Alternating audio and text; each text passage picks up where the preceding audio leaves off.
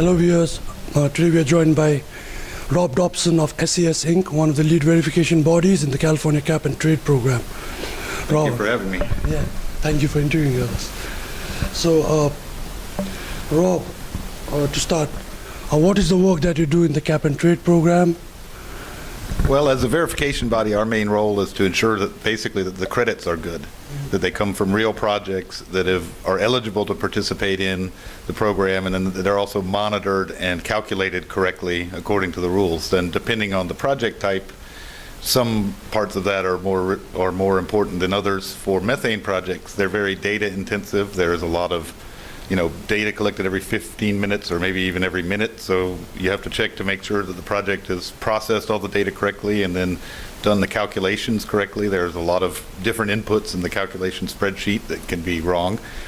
With ODS projects, it's more about the record keeping. The calculations are fairly simple, but we have to make sure that the ODS that's being destroyed was eligible and was not imported or anything else like that. So mostly we work as auditors, and we work sort of in the interests of ARB to help them ensure that their program is sound.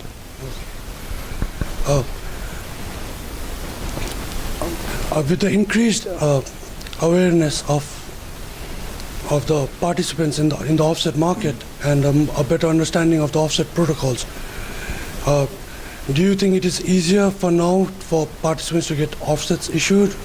And what can a verifier do to ensure that offsets are issued in time? Well, I think it is getting a little better both between the project developers and the verifiers and ARB. I think everyone is becoming more comfortable knowing what to expect. For a verifier, the main thing we can do is write a good report that addresses the issues we know that ARB will want to see in the final report. And once you've done a couple of them, you start to get feedback from them, and it becomes easier to do that. Unfortunately, there's only so much we can do because partly it's based on their work schedule and when they can look at the project. So you've probably noticed they seem to come in bunches. Yes. And I think that's partly it, is when they have time to look at them, they process them fairly quickly, but I think sometimes they just don't have time. Do you expect the announcement of the post-2020 targets to increase demand for your services in this program?